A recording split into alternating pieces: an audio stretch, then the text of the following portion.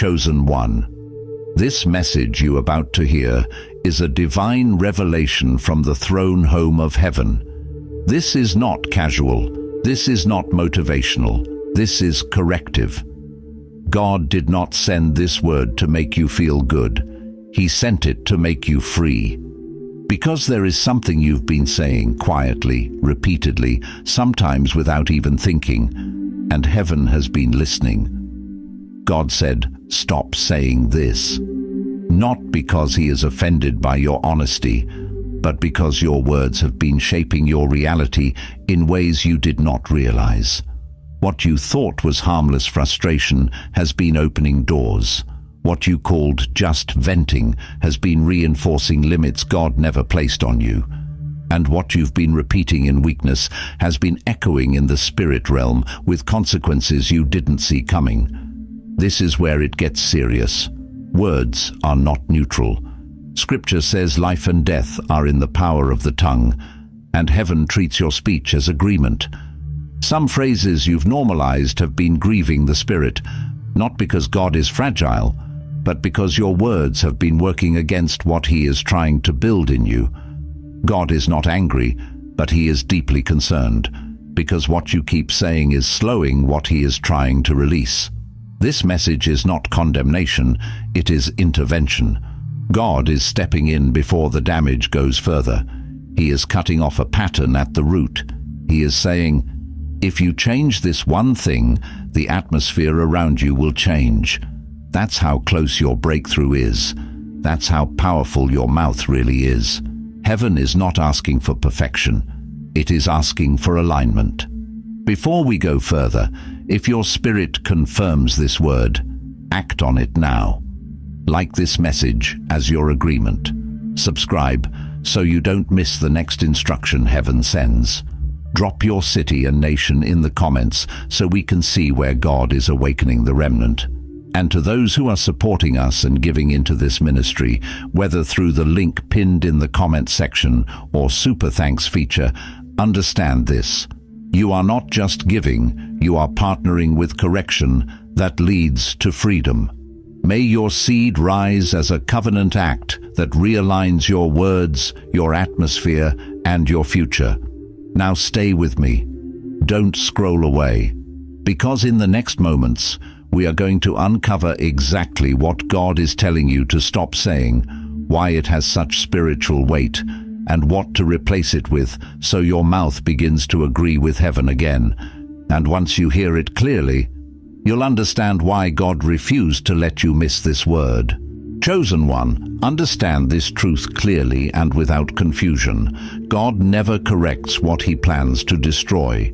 Correction is evidence of value, not rejection. Heaven does not invest instruction in what it intends to discard. God corrects what he plans to elevate, refine, and entrust with greater weight.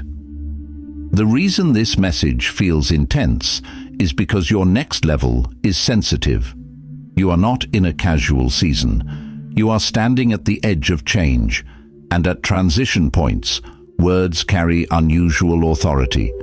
What you say in stable seasons may pass unnoticed, but what you say at turning points can shape outcomes for years. God is addressing your words now because alignment at this stage is non-negotiable. Throughout Scripture, God consistently responds to words because words are not sounds to him. They are agreements. The world itself was formed through words when God spoke creation into existence, as recorded in Genesis chapter 1, showing that speech initiates reality.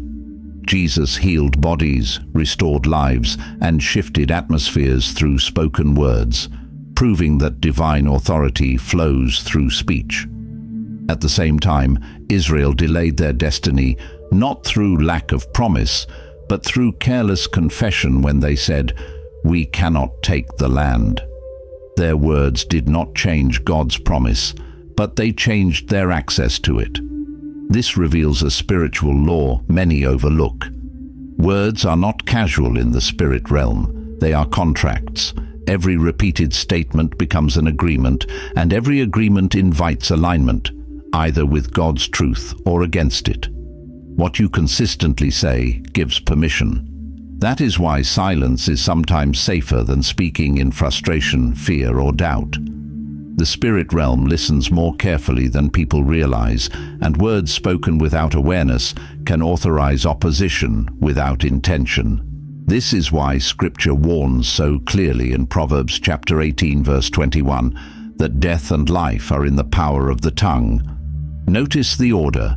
Death is listed first, not because it is stronger, but because it is easier. Speaking death requires no effort. It flows naturally from pain, disappointment, and fear. Speaking life requires intention, alignment, and faith. One happens unconsciously, the other must be chosen deliberately.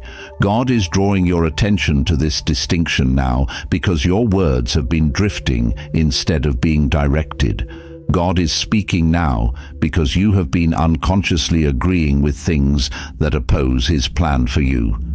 Not out of rebellion, but out of weariness. Not out of unbelief, but out of repeated disappointment. Yet heaven cannot partner with confessions that contradict promise. So God interrupts, not to accuse you, but to realign you. He is correcting your words because He is protecting your future. What He is preparing to elevate must first be purified at the mouth, because what you speak next will either accelerate your calling or quietly resist it. God is not saying stop praying, and He is certainly not saying stop believing. Heaven is not offended by your prayers or your faith. It is concerned about contradiction. What God is saying stop to is this quiet, repeated habit of speaking against what you are asking Him to do. You pray for breakthrough, yet you say, nothing ever changes. You ask God for strength, yet you confess, I'm tired of trying. You believe for purpose, yet you whisper, maybe this is just my fate. These words may feel honest, but they are forming agreements that oppose your prayers. God is not rebuking your emotion, He is correcting your alignment. This contradiction shows up clearly in how many live their faith. You declare trust and victory on Sunday, but speak defeat from Monday to Saturday.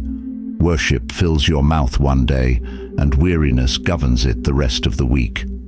This is not hypocrisy, it is instability. Scripture warns us in James chapter 1 verse 8 that a double-minded person is unstable in all their ways. Double-mindedness is not only a battle of thoughts, it is revealed through speech. What you say consistently reveals what you are actually agreeing with. God says, stop saying what aligns with your pain instead of my promise. Pain is real, and God does not deny it. But pain is not a prophet. It speaks loudly, but it does not speak truth. Pain reports the present moment, while God's promise speaks from the future He has already prepared. When pain becomes your primary voice, it begins to override faith without you realizing it. God is not asking you to pretend the pain is gone. He is asking you not to let it author your confession. Delay often feels permanent, but it is not destiny. Weariness can make waiting feel final, but God's timing is still active, even when nothing seems to move. Every time you speak hopelessly, you are not being honest. You are being out of alignment. Honesty brings pain to God. Alignment keeps promise in your mouth. God is calling you to stop reinforcing delay with your words and start agreeing, even trembling, with what He has already spoken over your life.